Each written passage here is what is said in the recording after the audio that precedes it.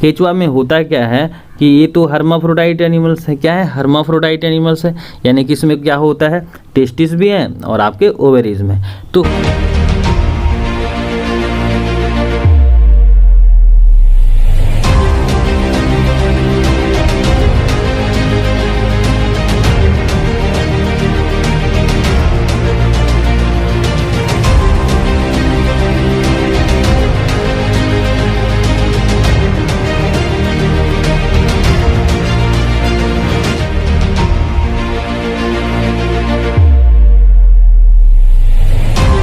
द्विलिंगी जीव क्या है, इनकी परिभाषा क्या है, इनके उदाहरण जो है लिखे। यानी कि बायसेक्सुअल एनिमल्स जो हैं वैसे एनिमल्स को हम लोग कहते हैं, वैसे जीवों को कहते हैं जिसमें क्या होता है, नर और मादा प्रजनन अंग, यानी कि नर प्रजनन अंग और मादा प्रजनन अंग दोनों होते हैं। इस कंडीशंस में भी जैसा कि आप देख सकते हैं यहाँ पर जो है अड़हुल के जो है पुष्प में जो है नर और मादा प्रजनन अंग है, और जो है इस कंडीशंस में कारा के कंडीशंस में जो है क्या है, नर और मादा प्रजनन अंग जो है यहाँ पर इस तरह से दिखलाई पड़ रहे हैं। तो अगर क्या होता है कि वैसे जीव जो है जिसमें नर तथा मादा प्रजनन अंग जनन अंग जो है दोनों होते हैं तथा वे नर तथा मादा दोनों प्रकार के युग्मक को उत्पन्न करते हैं, यानी कि मेल गैमेट्स जो हैं क्या करेंगे, यानी मेल ऑर्गन जो हैं क्या करेंगे, मेल गैमेट्स पैदा करेंगे, और फीमेल सेक्स ऑर्गन क्या करेंगे, फीमेल गैमेट्स पैदा करेंगे। तो ऐसे जीवों को हम लोग क्या कहते हैं, उभयलिंगी या द्विलिंगी जीवधारी कहते हैं, यानी कि बायसेक्सुअल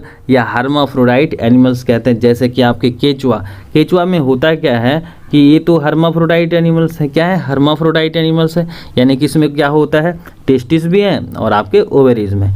तो होता क्या है कि ये तो हर्माफ्रोडाइट्स हैं, तो हर्माफ्रोडाइट्स का क्या है कि ये जो है ना किसी दूसरे साथी की ज़रूरत नहीं पड़ेगी। तो इस कंडीशंस में होता क्या है कि अर्थवर्म की कंडीशंस में इसमें जो है ना प्रोटेंडरस कंडीशंस होता है। क्या होता है? प्रोटेंडरस।